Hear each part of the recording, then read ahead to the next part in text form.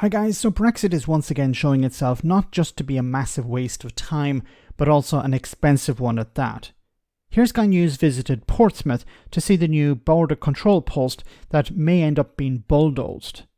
I wonder if the MP for the area, Penny Mordaunt, can put down her cosplaying, can cease her attacks on Labour and insults on the Scottish people for a few minutes, and perhaps address this problem in her constituency. In what's been described as a white elephant, a newly built facility which saw millions of pounds in council money poured into it may need to be demolished because it can't be used. In the report they talk about fewer checks, but not why. Have a listen.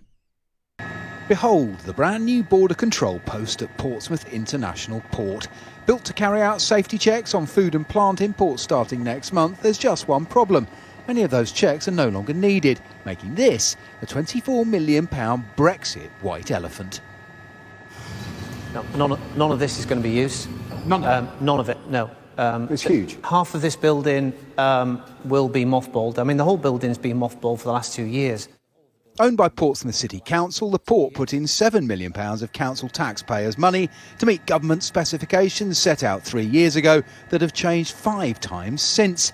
With fewer checks required, it's likely to run at an unsustainable loss, meaning the cheapest option may be to knock it down. We have to look to the future around what strategically is the best way to minimise the impact to the port and to the council. So, that could be anything from building another border control post, but much smaller than this facility, and looking to find commercial ways to get income in either through this facility or demolish this facility through the operational land itself. Fewer border checks should be good news for importers, but delays and indecision have come at a cost.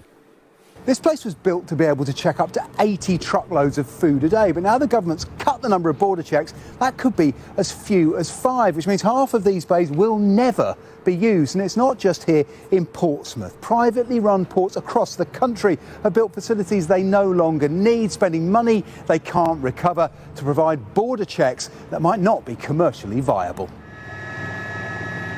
The largest new border control post has been built at Sevington, 20 miles inland from Dover. If Portsmouth Port can't viably run safety checks, it could be the only significant south coast route for food imports. We just can't afford to keep port health people here all day, every day, to do those examinations. Then everything will have to come through Dover. And that's enormously risky for this country, because if the Calais to Dover route is then closed for some reason, industrial action or whatever, then the whole country's food is at ransom. He's completely correct. If there is a problem like industrial action or any other sort of problem between Calais and Dover, then a lot of food that is required in the UK, because a lot of it is imported, will be blocked there. And we know when it comes to fresh food, it doesn't last very long. So there are a number of problems here.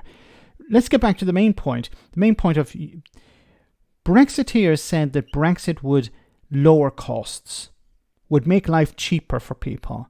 Well, this is a case of where you have a council spending millions of pounds on something that is likely to be demolished or just mothballed. This is a time when councils don't actually have a lot of money to spare. They're cutting services, frontline services are cutting services to the public because they can't afford to stay in operation. And now you have this extra few million pounds thrown in the bin because of Brexit. There's no advantage here. No advantage to the councils, no advantage to ordinary people. And once again, when it comes to Brexit, the people who will suffer the most are ordinary people, because this will drive up costs when it comes to the cost of living crisis. Now, in the report, they talked about fewer checks. These checks, of course, have been postponed on a number of occasions. But why are there fewer checks? Well, this story from about 4 years ago could be shining a light on that. UK races to find 50,000 staff for post-Brexit paperwork. This is from February 2020. And it goes down about halfway down. It says, Michael Gove, the Chancellor of the Duchy of Lancaster, who is responsible for readying the country for the full Brexit at the end of the year, which obviously didn't take place, confirmed in Parliament on Thursday afternoon that the RHA estimated 50,000 new recruits would be needed in the next 6 months. So, because they weren't able to find the staff, it seems the government decided, well, what we're going to do is we're going to cut the checks. Now, it could also be the case that they're cutting checks because they're willing to take extra risks. Now, it could be down to not having enough staff, or it could be down to the cost of having to carry out all these checks. Because once again, costs have to be passed on to the consumer. And as we know, when it comes to the cost of living crisis and inflation, food costs harm the poorest in society the most. So is the Tory government cutting checks and increasing the risk because they just don't care, or is it because they can't find the staff? And it seems to be a staffing problem, because there's a staffing problem in many sectors. Now, have Michael Gove, Nigel Farage, Jacob Rees-Mogg, Boris Johnson apologised for this? Have they owned up? Have they tried to explain this problem? Of course not.